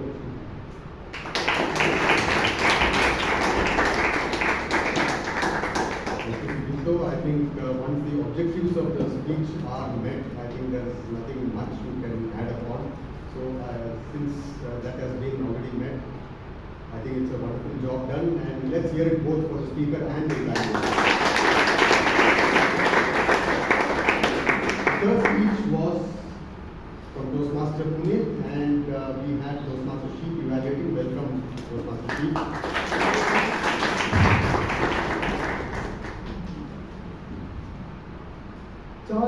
Swindle said, life is 10% of what happened to us and 90% of how we react to it. Good evening, General Evaluator, my fellow Toastmasters and guests, and Toastmaster Puneet in particular. How many of you think that Toastmaster Puneet cracked the interview? Raise your hands. Thank you so much. And what was the name of the company Puneet gave the interview?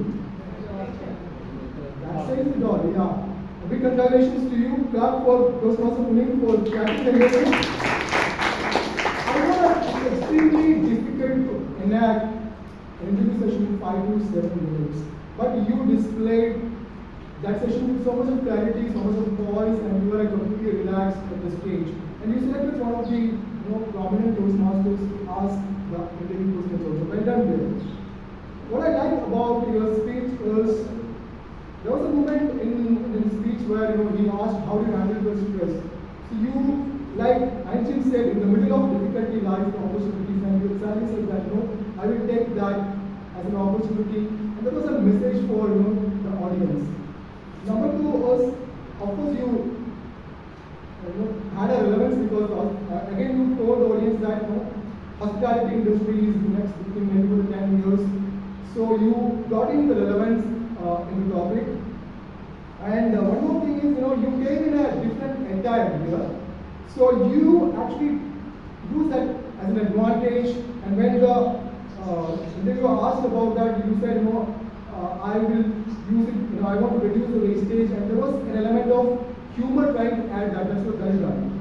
So like any speech, there is an opportunity to do it better.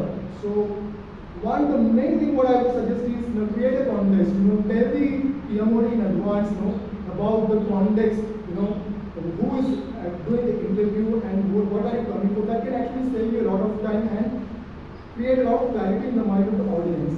Number one. Second is, like here, even though it's an interview, it's basically you are talking to audience. So you are actually, both of you are facing, so you could have actually turned a little, 90 degrees and face the audience and could have increased more connectivity. And of course, 5 to 7 minutes is quite challenge, so you can tell that this is the first round, or all the interviewer can say this is the first round of the interview, so that when you part one, we will have a second round, so that you can have a better clarity on that. So all in all, I would say a project well done, with a lot of poise, lot of relaxing manner, and without mincing your words, and a lot of takeaway. Thank you so much. Congratulations to you.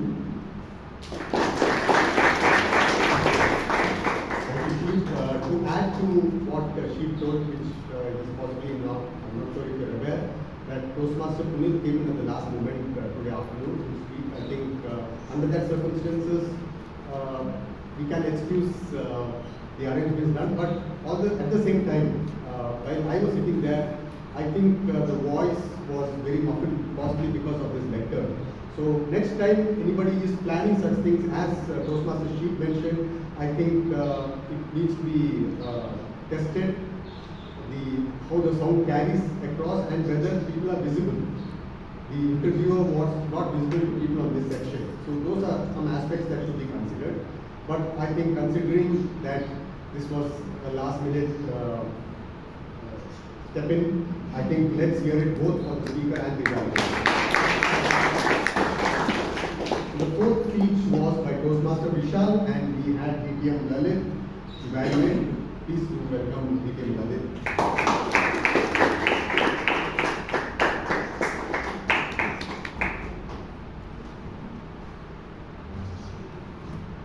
After nourishment, shelter, and companionship, stories is what humans crave for most.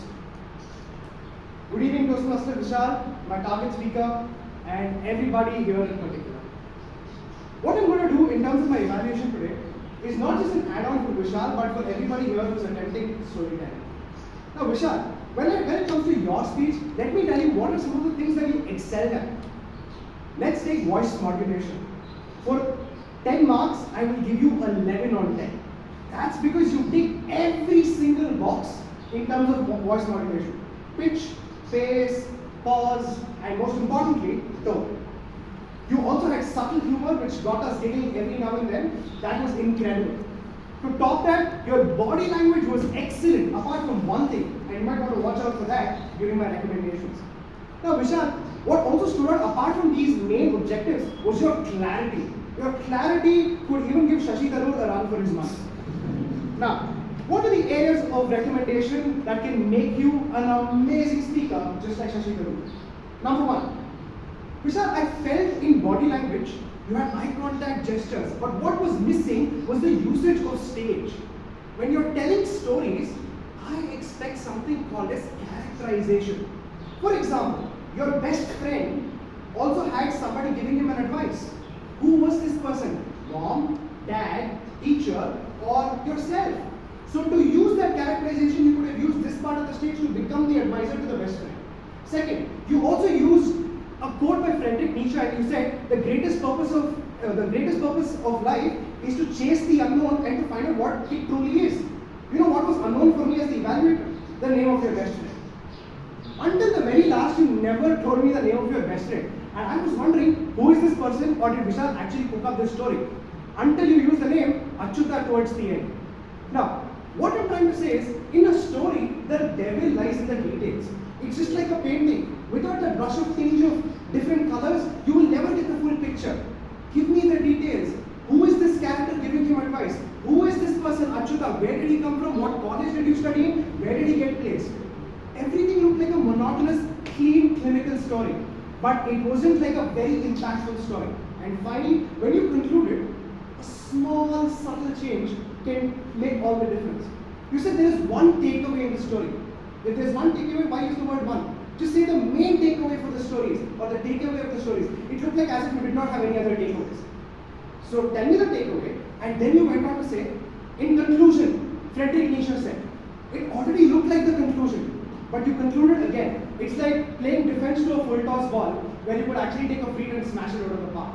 Right? That was missing for me. But all in all, Vishal, your clarity was absolutely top notch. Your body language was splendid, and most importantly, your voice modulation was really, really good. Clarity to match it all made you a perfect storyteller. Just work on the things that I tell you, and trust me, you will give Shashi Tharoor a run for his money. Thank you so much.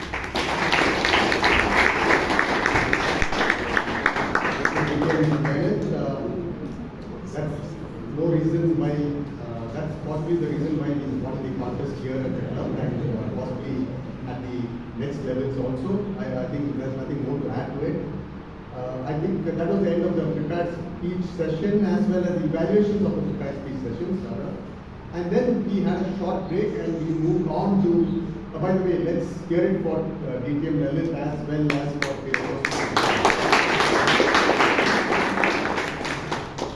We then had a table topic session, which I don't think I've had such an interesting session for some time now. And when Toastmaster Ganesh Bhai comes here, you can expect something a little different from the mundane, from the normal way anything is done. And that's what we got to witness today, because he first gave us some statistics which is a very common thing, but then which is something that we didn't realize. I think that sets the context, and whatever Toastmaster Rashi prepared us for nervousness, I think he brought that down in a very nice way. I think that was very well done. And another thing I liked is the way the topics were given based on the difficulty level of the topics were based on the ability of the speaker, which I think he had a good understanding about. The topics were excellent. They had a lot of humor as well as depth in meaning. And I think when we started off well, the topic which is in today, I mean about Narayan Murthy's talk on working hours, I think that started it. I think we did that very well, brought it in very well. And the transition from one topic to the other, I think that really made it so much more interesting. I think that was very well done. There's hardly any suggestions that I can give, or other no suggestions that I give. I think it was a brilliant table topic session. Let's hear it. We now move on to the tag team role. I first call upon timer Akash to please come and do the report.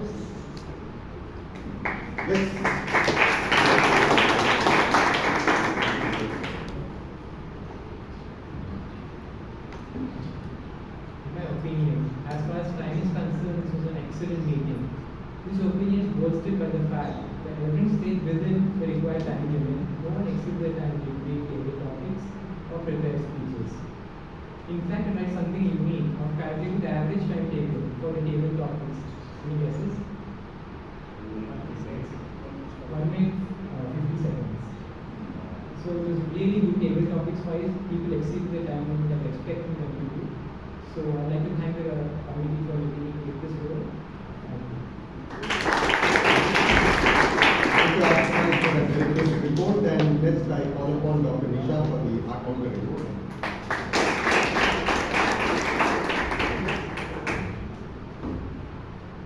Thank you, General Evaluator, Toastmaster Dean, Toastmasters and guests. Here is the R counter report. Here is my R counter report. Today, any guesses? The most common filler word, any guesses from Yes, you're very right. So today, the most common words were, Toastmaster of the day, Rashi,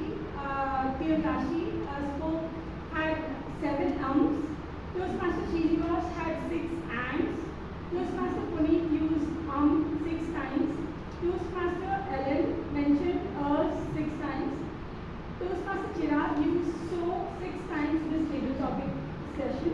Toastmaster Jose used 7 times and Toastmaster Abhay loved the words okay and along with his passion for cooking. One more thing, Toastmaster this evaluator he also loved the word he used it more than 5 to 6 times. Toastmaster Vishal had no filler words. And that's all. Apart from these, the speeches were smooth and flawless. I wish all the speakers the best next time. That's all from me, Toastmaster. Thank you very much, Dr. Nisha. I think it's a very difficult task to read the art counter report. And make it interesting. I think she's done it very well. Let's hear it from her. Let's have a Hungarian Toastmaster Tarun to give his report.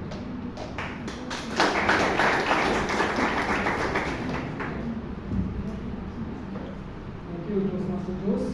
First off, I'd like to mention that the 2 Toastmasters who used the word of the day, bolster. I would like to thank Toastmaster Vishal and Toastmaster Akash.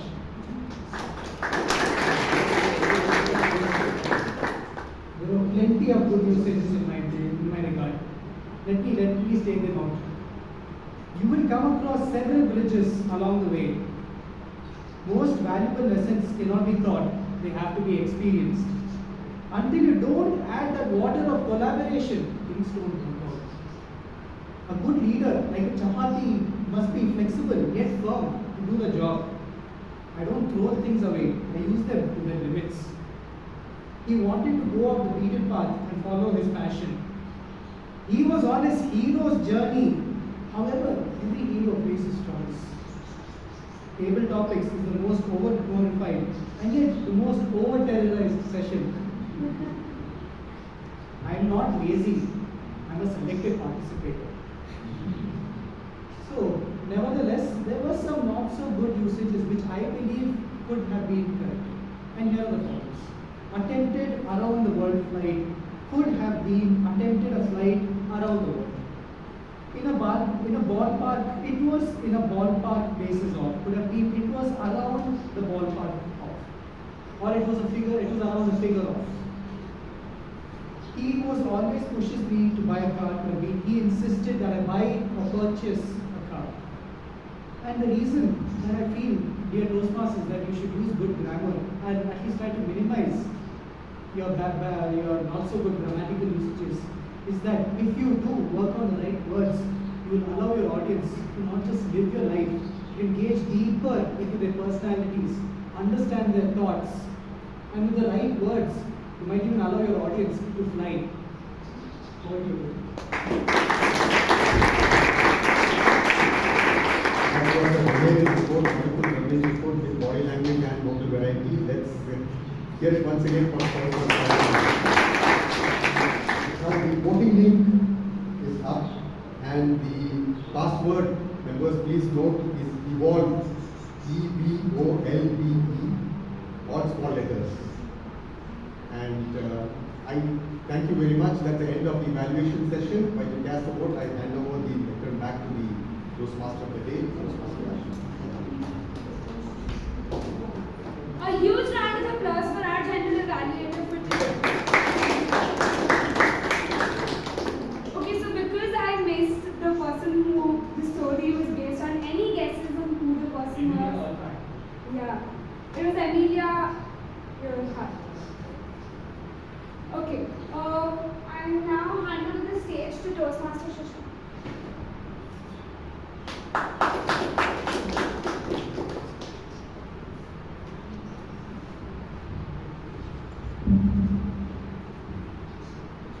Thank you very much, Toastmaster Rashi.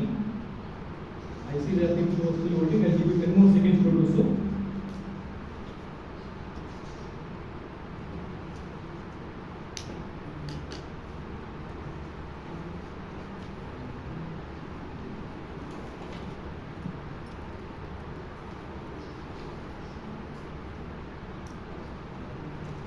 What a wonderful meeting we had. Can we have a round of applause to all the speakers?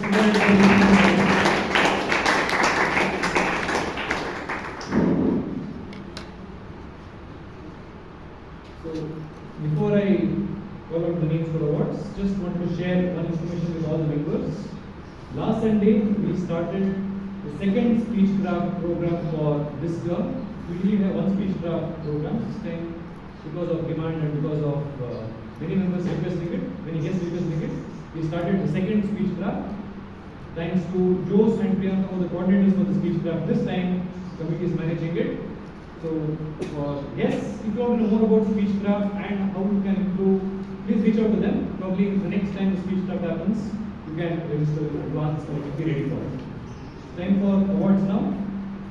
Let's start with the best auxiliary role taker, that is the best tag team player, goes to the Bavarian Toastmaster Karan.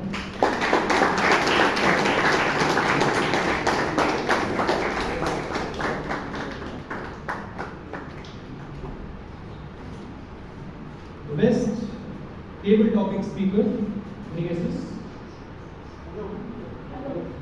The inspiring hello.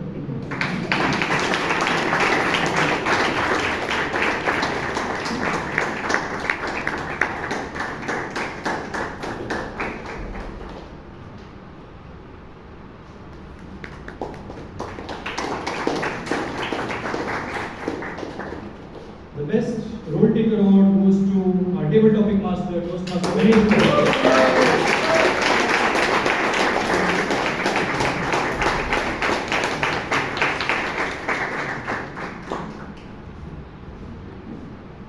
The best evaluator award goes to DTM Lalit Dhanush.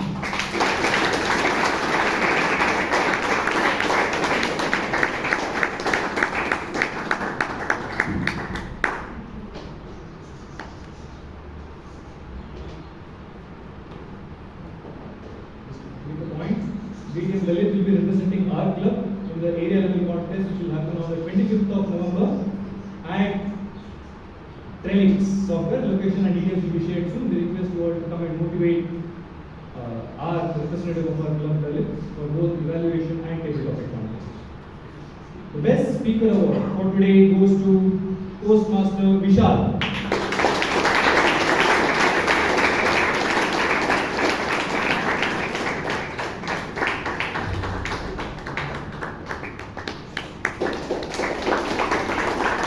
Thank you very much. Thanks for your time. Have a safe journey back home. I adjourn meeting number 1401.